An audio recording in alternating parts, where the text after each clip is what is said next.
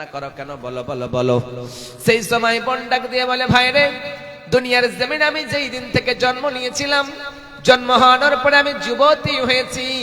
যুবতী হওয়ার পর থেকে আমি আজ পর্যন্ত আমার লজ্জায় স্থান কাউকেও কখনোই দেই নাই, কারোর সঙ্গে অন্যায় কাজ করি নাই। এই জন্যই অন্যায় কাজ করতে আমার বাধা হইতেছে, ওই জন্য আমার চোখ দিয়ে টস টস করে পানি বেয়ে এসেছে, কারণ আমার হৃদয়ে আল্লাহর ভয় এসেছে। আল্লাহর ভয় যদি কারো অন্তরে থেকে যায়, তাহলে সেই বোন আল্লাহর ভয়ে কান্না করতেছে, চোখ দিয়ে টস টস করে পানি বেয়ে এসেছে। সেই সময় সেই ভাই ডাক দিয়ে বলে, হায় রে, তুমি দুনিয়ার জমিনে কোনোদিন অন্যায় কাজ করো নাই, কিন্তু তোমার চোখ দিয়ে যদি টস টস করে পানি বেয়ে আসে, আমার মতো হতভাগা আকাশের নিচে আর জমিনের উপরে কেউ কখনোই হয়ে যেতে পারে না। অতএব দুনিয়ার জমিনে আমার মতো হতভঙ্গ দুনিয়ার জমিনে কেউ কখনোই হয়ে যেতে পারে না। সেই সময় সেই বোন বলে, হায় রে, তোমার কি হৃদয়ে আল্লাহর ভয় নেই? তোমার কি হৃদয়ে আল্লাহর ডর নেই? তুমি কি আল্লাহ বলে ভয় করো না? তুমি কি আল্লাহ বলে ডর করো না? সেই দিন সেই বোন যখনই বলল ইত্তাকুল্লাহ, আল্লাহকে বলে ভয় করো, সঙ্গে সঙ্গে সেই ভাই যেন আল্লাহর ভয়ে কম্পিত হয়ে তার হৃদয়টা ফেটে পড়লো, সঙ্গে সঙ্গে অন্যায় কাজ থেকে বেরিয়ে সেখান থেকে চলে গেল। যখনই সেই কাজ থেকে বেরিয়ে গেল, বেরিয়ে যাওয়ানোর পরে আর কখনো ওই কাজ করে নাই। ওই বিপদে যখন পড়েছে, গর্তের মুখে যখন পাথর এসে লেগে গিয়েছে, তখন রব্বুল আলামিনকে ডাক দিয়ে বলে, বিশাল আকাশের মালিক, ও বিশাল জমিনের মালিক, ও বিশাল পাহাড়ের মালিক, ও বিশাল পর্বতের মালিক, লাওহে মাহফুজের মালিক, তামাম দুনিয়ার মালিক রে মাওলা, তুমি আসমানের জমিনের মালিক, তামাম দুনিয়ার মালিক রে মাওলা কারীম, আজকে আমরা বড্ড বিপদে পড়েছি। এই বিপদ থেকে বাঁচানোর জন্য আমাদের কোনো শক্তি কাজে আসলো না। আমরা তিন বন্ধু মিলে পুরো শক্তি লাগাইলাম, কিন্তু এই গর্তের পাথরটা সরাইতে পারলাম না। আমরা তিনজন মিলে আমাদের যত শক্তি রয়েছিল সমস্ত শক্তিকে প্রয়োগ করলাম, কিন্তু এই পাথরটা সরানোর মতো আমাদের ক্ষমতা হলো না। রব্বুল আলামিন, তোমার উপরে ভরসা করেছি, তোমার উপরে ভরসা করেছি, শুধুমাত্র তুমি ছাড়া এই পাথরটা কেউ সরাইতে পারবে না। যেমনি আল্লাহকে বলে রব্বুল আলামিন, ওই দিন আমি অন্যায় কাজ করতে গিয়েছিলাম বটে, কিন্তু এই কাজটা আমি করে নাই শুধুমাত্র তোমার ভয়ে, তোমার ভয়ে সেই কাজটা করে নাই। তুমি যদি পছন্দ করে থাকো রব্বুল আলামিন, তুমি আমাকে এই গর্ত থেকে বাঁচায় নাও। অবশ্যই আল্লাহ, তোমার উপরে ভরসা করেছি, তুমি আমাকে কখনো বিফলে দিবে না, তুমি আমার জন্যই যথেষ্ট রয়েছো। সঙ্গে সঙ্গে এক টুকরো যেন সরে গেল। দ্বিতীয় জন বলতেছে, রব্বুল আলামিন, দুনিয়ার জমিনে আমি কোনো ভালো কাজ করেছি বলে মনে হয় না, কিন্তু একটাই কাজ করেছি, কি দুনিয়ার জমিনে আমার এইরকম আমি যখন এইরকম করে ময়দানে যেতাম ছাগলগুলিকে লইয়াম, ছাগলগুলি চড়ানোর পরে আমি যখন বাড়ি আসতাম, আমার বৃদ্ধা বাবা মা ছিল, ওই বাবা মা আমার আসা পর্যন্ত ঘুম যেত না। আমি আসতাম ওই বকরিগুলি ছাগলগুলি থেকে দুধ দহন করে দুধ পান করায় আমার বাবা এবং মারে আমি ঘুমাইতাম। রব্বুল আলামিন, একদিন আমি অনেক দূরে চলে গিয়েছি, অনেক দূরে যাওয়ানোর কারণে আমার বাবা মা ঘুমায় গিয়েছে, রাত্রি হয়ে গিয়েছে, আমার আসতে দেরি হয়েছে, ওই কারণে আমার বাবা আমার মা ঘুমিয়ে পড়েছে। আমি যখন গভীর রাত্রিতে এসেছি, আমার মা আমার বাবা যখন ঘুমিয়ে পড়েছে, আমি দুধ দহন করে আমার বাবার আমার মায়ের কাছে দাঁড়িয়ে রয়েছি। সঙ্গে সঙ্গে আমার বাবা আমার মা উঠবে, আমি দুধ পান করায়া দেব। আমার ছেলেগুলি, আমার মেয়েগুলি, ছোট ছোট কচি কচি বাচ্চাগুলি আমারে আব্বা আব্বা বলে ডাকতেছে। আমার প্রাণের আব্বা রে, আমারে দুধ পান করান, খিদার যন্ত্রণা সহ্য করতে পারি না। সেই সময় রব্বুল আলামিন, আমি আমার বাচ্চাদেরকে আগে দেই নাই, আগে আমি আমার মা আবার বাবারে দুধ পান করিয়েছি। এই আমলটা যদি তোমার ভালো লেগে থাকে, এই পাথরটা সরাইয়া দাও। তারা তিন বন্ধু মিলে রব্বুল আলামিনের কাছে তুলে ধরলো আর ভরসা করলো এক আল্লাহর উপরে। যখন এই ভরসা করলো সঙ্গে সঙ্গে পাথরটা সরে গেল। অতএব দুনিয়ার মানুষ আমরা যদি আল্লাহর উপরে ভরসা করি, রব্বুল আলামিন আমাদের সমস্ত বিপদগুলি উদ্ধার করে আমাদের জন্য আমাদের রব আমাদের আল্লাহ যথেষ্ট হয়ে যাবে। ওই জন্য রব্বুল আলামিন বলেন, মা তাওফীকি ইল্লা বিল্লাহি আলাইহি তাওয়াক্কালতু ওয়া ইলাইহি উনীব। রব্বুল আলামিন বলে, দুনিয়ার মানুষেরা নেই, তোমাদের কোনো ক্ষমতা নেই, তোমাদের কোনো শক্তি নেই, তোমাদের কোনো বল নেই, তোমাদের কোনো ক্ষমতা নেই, শুধুমাত্র মা তৌফিক ইল্লা বিল্লাহ, আল্লাহ ছাড়া তোমাদের ক্ষমতা থাকতে পারে না, আল্লাহ ছাড়া তোমাদের শক্তি থাকতে পারে না। একমাত্র ক্ষমতাবান হচ্ছেন আল্লাহ। ওই আল্লাহর দরবারে আমাদের একদিন যাওয়ানো লাগবে। আমরা চিন্তা করি না সেই কঠিন দিনে আমাদেরকে দাঁড়ানো লাগবে। যেই দিন আল্লাহর দরবারে আমাদের দাঁড়ানো লাগবে সেই দিনের নাম হলো কিয়ামত। ওই কিয়ামতের দিন বলে আমাদের একটু ভয় হয় না, হাসরের ময়দান বলে আমাদের ভয় হয় না। যেই দিন বন্ধু বন্ধুরে বলে পরিচয় দেবে না, ভাই ভাইরে বলে পরিচয় দেবে না, মা কন্যারে বলে পরিচয় দেবে না, কন্যা মারে বলে পরিচয় দেবে না, সেই দিনের নাম হলো কিয়ামত। সেই দিন হাসরের ময়দানে একটা নেকির জন্য মিজানের পাল্লায় গুনাহগুলি আর নেকিগুলি মাফ করানো হবে।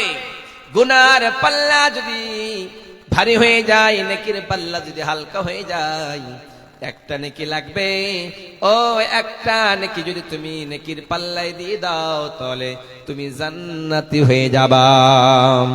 সেই দিন রব্বুল আলামিন ডাক দিয়ে বলবে, গোলাম, ও গোলামের ঘরের গোলাম, বান্দির ঘরের গোলাম, দুনিয়ার জমিনে তোমার এত করে বলেছিল কিন্তু তুমি শুনতে চাও নাই, তুমি মানতে চাও নাই। তোমার এত করে বলানোর পর তুমি কিন্তু সেই কথাগুলি শুনো নাই। তুমি শুনে রেখে দিয়ে দাও, আজকের জমিনে, দুনিয়ার জমিনে, সেই হাসরের ময়দানে তুমি একটা নেকির জন্য আজকে জাহান্নামে চলে যাইতেছো। তুমি যদি একটা নেকি নিয়ে আসতে পারো, তাহলে আমি আল্লাহ তোমাকে জান্নাতে দিয়ে দেব রে গোলাম। সেই দিন সেই লোকটা প্রথম নম্বরে নিজের ভাইয়ের কাছে যাবে।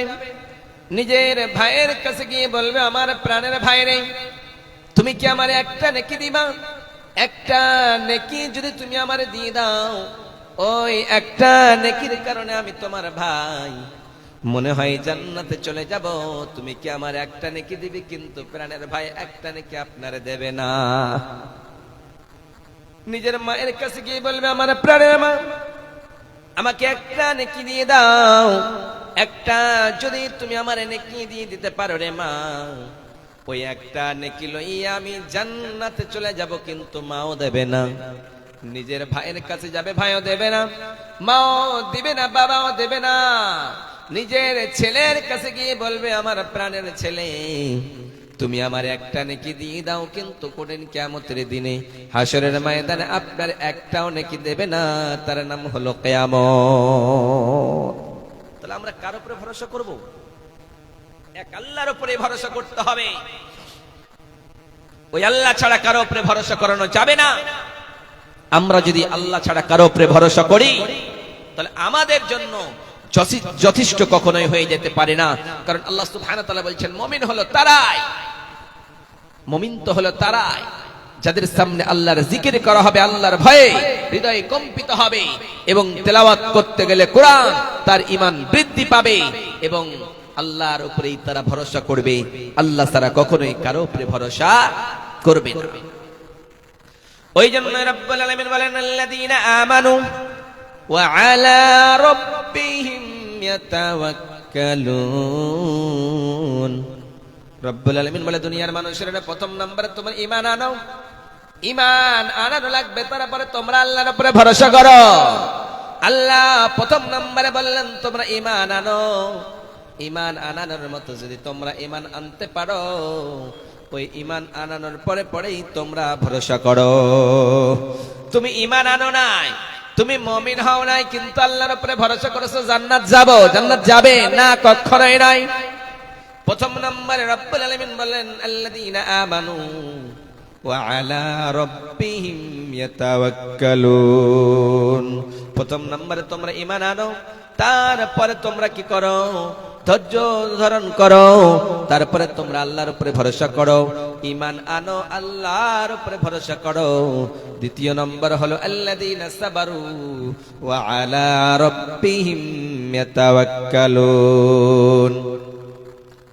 দ্বিতীয় নম্বরে রব্বুল আলামিন বলেন, ও দুনিয়ার মানুষেরা, তোমরা আল্লাহর উপরে ভরসা করবা, তার পূর্বে তুমি কি করো? আল্লাহর উপরে ভরসা করার পূর্বে তুমি সবর করো, ধৈর্য ধারণ করো। ধৈর্য ধারণ যদি তুমি করতে পারো, তাহলে তোমার ধৈর্য ধারণ করার পরে তুমি যদি আল্লাহর উপরে ভরসা করো, তাহলে আল্লাহ তোমাদেরকে জান্নাত দিয়ে দেবে।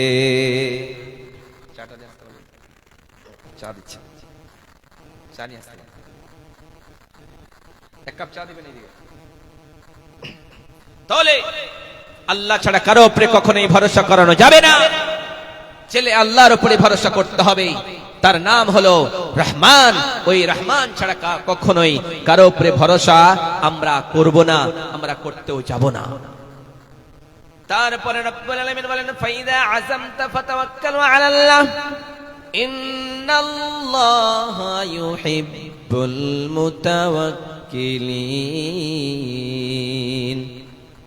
রব্বুল আলামিন বলে, দুনিয়ার মানুষেরা, ওই ইমানদারের না যারা তোমরা ঈমান এনেছো, যারা তোমরা ঈমান এনেছো, তোমরা শুনে নাও, ফাইদা আযামতা ফাতাওয়াক্কালু আলাল্লাহ। যখন তোমরা কোনো কাজ করবা, কোন কাজের জন্য দৃষ্টান্ত নিবা, শুরু করবা, মন্তব্য করবা, তার পূর্বেই তোমরা কি করবা? এক আল্লাহর উপরেই তোমরা ভরসা করবা। ইন্নাল্লাহা ইউহিব্বুল মুতাওয়াক্কিলিন। রব্বুল আলামিন বলে, দুনিয়ার মানুষেরা, আমি আল্লাহ যারা ধৈর্য ধারণ করে, যারা আল্লাহর উপরেই ভরসা করে, তাদেরকে আমি পছন্দ করি, তাদেরকে আমি ভালোবাসি, এবং আমি আল্লাহ তাদের জন্যই যথেষ্ট হয়ে যাই। কারণ বিশ্বনবী সাল্লাল্লাহু আলাইহি ওয়াসাল্লাম জানি আমরা, হযরত ইব্রাহিম আলাইহিস সালাতু ওয়াস সালামকে নমরুদ বাদশা ছিল। ইব্রাহিম আলাইহিস সালাতু ওয়াস সালাম যখন ঈমান আনলেন, ঈমান আনানোর পরে বললেন, ও লোকেরা, তোমরা সবাই ঈমান আনো, মূর্তির পূজা ছেড়ে দাও, আল্লাহর সন্ধানে তোমরা এসো, আল্লাহর সন্ধান তোমরা প্রয়োগ করো, সন্ধান করো, কিন্তু আল্লাহরে খুঁজে পাই না। ইব্রাহিম আলাইহিস সালাতু ওয়াস সালাম দেখতে পেলেন সূর্যটা, চন্দ্রটা, তারকা উঠেছে। তারকা গুলি উঠানোর পরে এবার ইব্রাহিম আলাইহিস সালাতু ওয়াস সালাম বলেন, এটাই মনে হয় আমার রব। এই তারকা ছাড়া আমার রব মনে হয় কেউ কখনোই হয়ে যেতে পারে না। যখন রাত ফুরিয়ে গেল, যখন সূর্য উঠে গেল, সকাল হয়ে গেল, সেই সময় তারকাগুলি শেষ হয়ে গেল। সেই সময় ইব্রাহিম আলাইহিস সালাতু ওয়াস সালাম বলে, না না, আমার রব কিন্তু তারকা হতে পারে না, আমার রব মনে হয় সূর্য হয়ে যাবে। যখন সূর্য উঠেছে, সন্ধ্যাবেলা হয়েছে, সূর্য ডুবে গিয়েছে, এবার চন্দ্রের দিকে তাকায় দেখলো, এটাই মনে হয় আমার রব। কিন্তু চন্দ্র এক সময় যেন ওই চন্দ্রটাও ডুবে গেল, ওই চন্দ্রটাও হারায় গেল। এবার যেন ইব্রাহিম আলাইহিস সালাতু ওয়াস সালাম বলেন, মনে হয় এটাও আমার রব নয়। কারণ সবাই একে একে আসে, একে একে আসানোর পরে সবাই চলে যায়। এই সূর্য যিনি সৃষ্টি করেছেন, চন্দ্র যিনি সৃষ্টি করেছেন, নক্ষত্র যিনি সৃষ্টি করেছেন, এই সৃষ্টির স্রষ্টা আমার রব। ওই রব ছাড়া আমার রব কেউ কখনোই হয়ে যেতে পারে না। সঙ্গে সঙ্গে আল্লাহর সন্ধান পেলেন। আল্লাহর সন্ধান পাওয়ানোর পরে যেন মূর্তির কাছে গেলেন। মূর্তির কাছে গিয়ে বলে, ও মূর্তি, তুমি শুনে নাও, তুমি কিছুই করতে পারবে না, তোমারে শেষ করে দিলাম। মূর্তিগুলি ভেঙে দিল। ইব্রাহিম আলাইহিস সালাতু ওয়াস সালামকে নমরুদ বলল, ইব্রাহিম, তুমি মন্দিরের মূর্তিগুলি ভাঙলা কেন? বলো বলো। ইব্রাহিম বললেন, আমি ভাঙি নাই, আমি তো ভাঙতে পারবো না, তোমাদের দেবতাকে তুমি জিজ্ঞাসা করো।